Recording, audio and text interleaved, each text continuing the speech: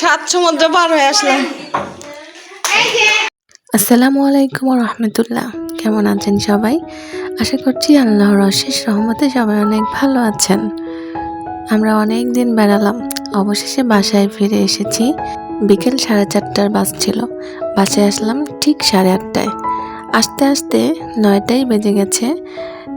আমাদের যে bus stand সেখানে এসে পৌঁছেছি 8:30টায়। আর বড় বোনকে আগেই বলে দিয়েছিলাম যে তো বাসায় এসে রান্না বান্না করে।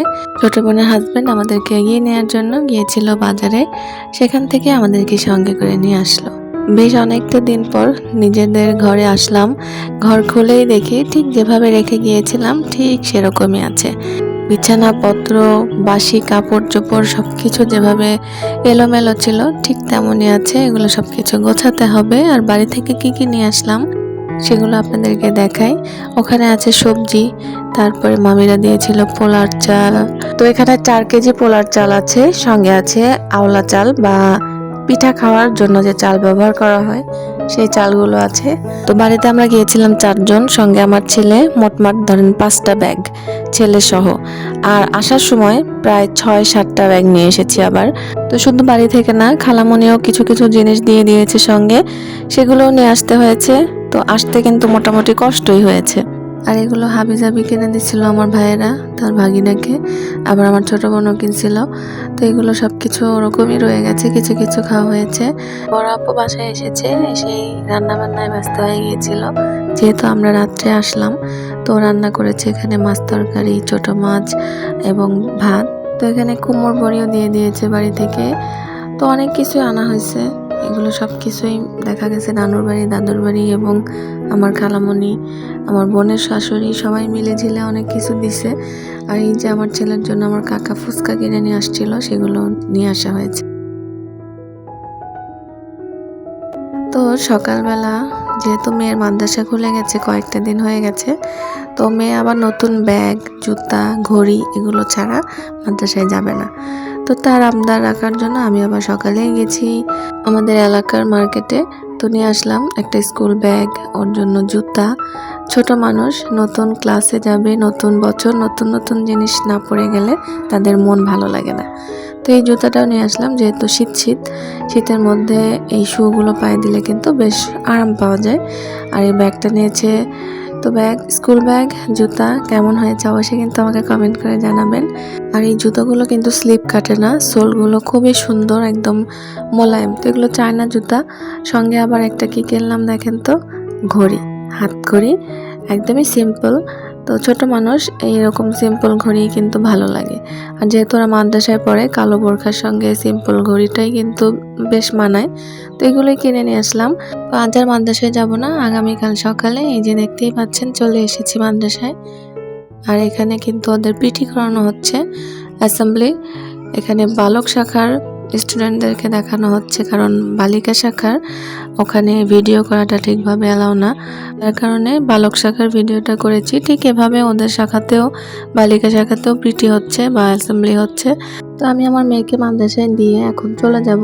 তো বালক শাখার ভিতর দিয়েই যাওয়া যায়, তো এই জন্য এখানেই ঢুকলাম। ঢুকে দেখলাম এখানে হাজার হাজার স্টুডেন্টদের অ্যাসেম্বলি করানো হচ্ছে। আর মাদ্রাসাটা কিন্তু অনেক বড়।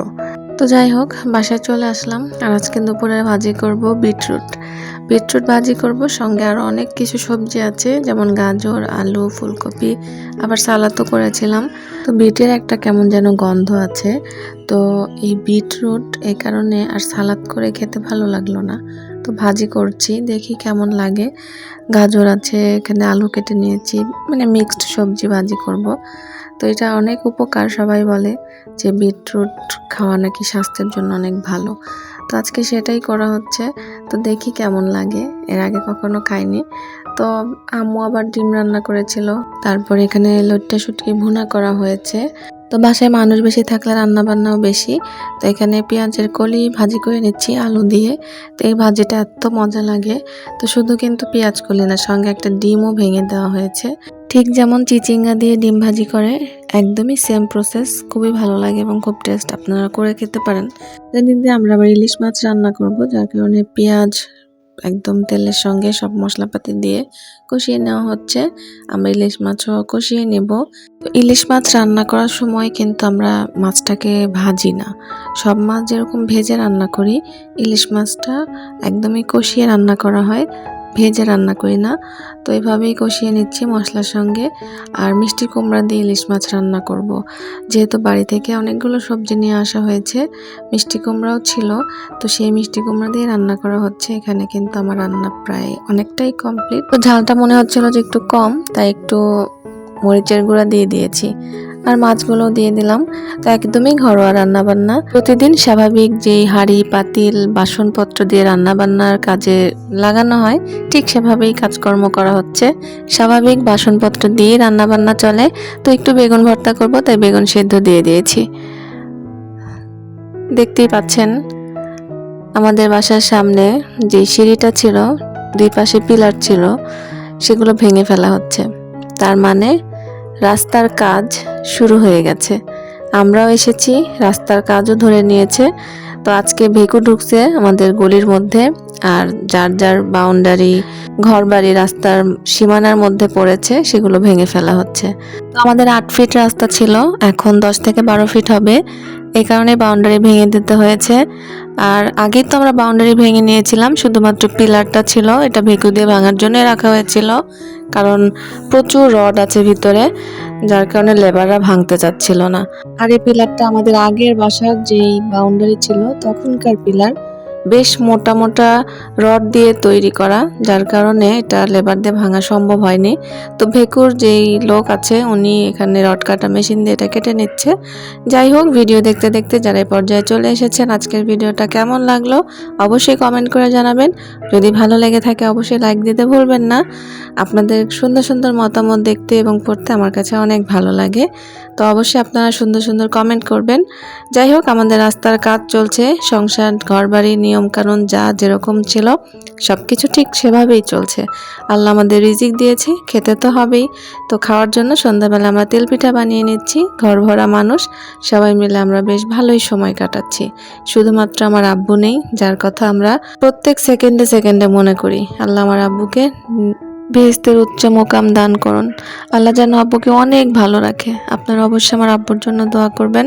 তো ভিডিওতে যদি কোনো ভুল ত্রুটি বলে থাকি বা আমার ভিডিও যদি আপনাদের কাছে কোনো রকম খারাপ লেগে থাকে, সেটা আপনারা অবশ্যই মতামত জানাবেন আমাকে। তো আজকের মতো বিদায় নিচ্ছি, ভালো থাকবেন সবাই। আল্লাহ হাফেজ, আসসালামু আলাইকুম।